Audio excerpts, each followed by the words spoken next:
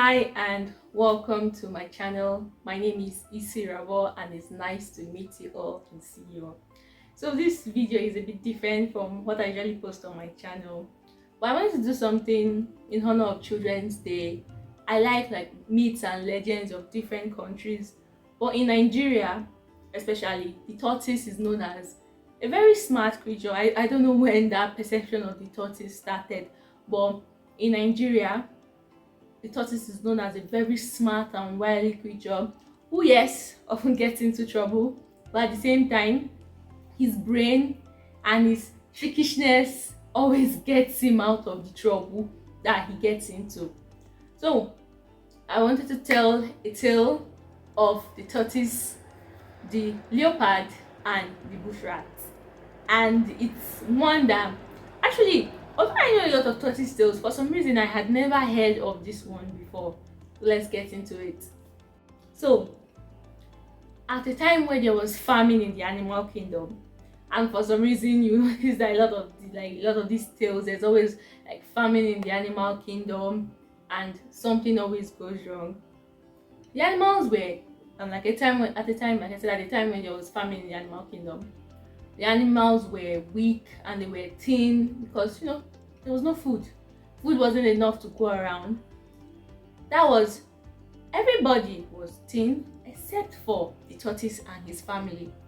A few people had noticed that the tortoise and his family seemed to be doing fairly well, and unlike the other animals, they didn't seem like they were weaker or like they were really suffering from the effects of the famine.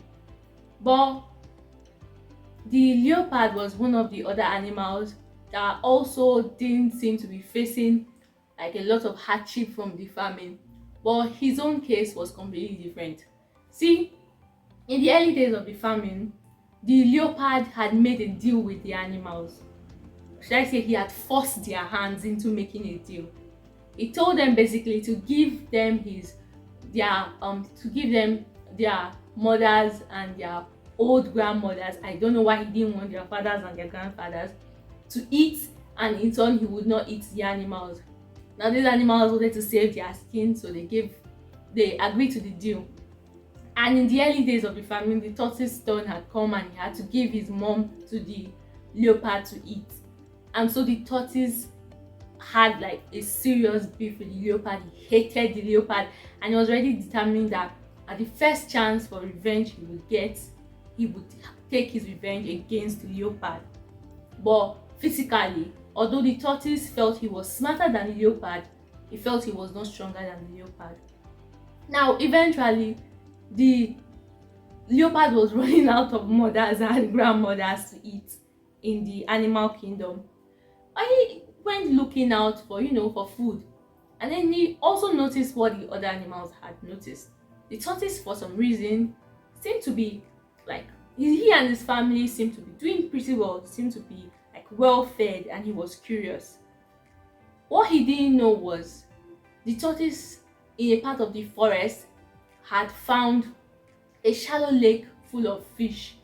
So the place was secluded, so nobody else apart from the tortoise knew about like this lake full of fish, and he only found it by chance in the first place. He would go out early in the morning, get fish for his family, and that's what they would eat, and he would do this every day. And so the leopard decided to watch the tortoise and find out where exactly what exactly the tortoise was doing, that he was faring better than the other animals in the animal kingdom. So the leopard woke up very early in the day, way before dawn, and then lay in wait close to the tortoise's house. The tortoise went out, and then the tortoise came back, and he was coming very slowly, and he was dragging along an extremely heavy basket. So the leopard jumped out of the bush and he asked the tortoise, "Why are you holding?" And the tortoise was like, "I'm not holding anything, it's just firewood for my family." But the thing is, the leopard had a sharp sense of smell, and he could smell that it was not firewood but it was fish. And he forced open the basket from the tortoise and he checked and he saw it was fish, and he grabbed the tortoise and he made him tell him the truth about where he got the fish and everything. So the tortoise knew that He wasn't strong enough to overpower the leopard, and the leopard told the tortoise that from now on the tortoise would bring food for the leopard, like from the lake. Instead of giving it to his family, instead he will come to the leopard's home, and he will give the leopard the fish to eat. So the tortoise, knowing he wasn't strong enough to take on the leopard, thought of a clever plan. So he pretended to agree with the leopard, and he told the leopard that, okay, if you take, like, if you can just wait, let me go home into my house right here and get oil and pepper and salt and basically ingredients, so we can cook this fish, and I will cook the fish for you, so you can at least eat this one before going back home, and I get a new set for you tomorrow. Then the leopard agreed, because see, the leopard was equally a very lazy animal. He didn't want to do the work, so he had seen somebody to cook the food for him freely. So the tortoise went into his house, and he came out with those things, but he also came out with a cane tie. A cane tie is basically like this local, like, rope made of, like, I'll put a picture of it here so you see what it is, but it's basically a local rope made of this plant like material. So the tortoise now approached the leopard, and he told him that, okay, while this food is cooking, let's play a game where we'll take turns tying each other up, and when the person that is tied up shouts losing, you tighten the rope, and when the person that is tied up shouts tighten, using the rope. Now the leopard was very hungry, and he was very impatient for this food to get ready, but he felt like, okay, playing this game will take his mind off the food that is cooking. Basically, if you can't, a watch pot does not boil. That was basically his reasoning, thinking that, okay, if he removes his mind from this food will cook really, really fast. So he agreed. So the tortoise offered to go first. So the leopard felt, it was really touched that, okay, this is a sign of trust from the tortoise. The tortoise will not, like, feels like he will not harm it. So he thought that the tortoise was showing him trust, and so he tied up the tortoise, and then the tortoise shouted tighten, and he loosened the tortoise, and the tortoise shouted loosen, and he tightened the tortoise, and then he untied the tortoise from the tree and let the tortoise go. And the tortoise told him, okay, leopard, it is your turn. And so the leopard was tied up. The leopard shouted loosen, and the tortoise tightened the rope, and then he shouted tighten, but the tortoise refused to loosen the rope. Instead, he tied him tighter and tighter and looped the rope around the tree, and so the leopard could not get free. And then the tortoise told him that rather than becoming a slave for the leopard and coming every morning and feeding the leopard at the detriment of his family, after the leopard had already eaten his mother and his grandmother, that he was just going to leave the leopard there to starve. And the tortoise entered into his house and slammed his gate shut. The leopard was there overnight, and he suffered. He was tied to the tree. He could not get loose because the tortoise had made sure that he got his paws tied together, so the leopard could not use his sharp claws to cut the rope. In the morning, when the animals started to walk past the tree where the leopard was, he begged them that they should set him free, but they refused because everybody knows the leopard's character.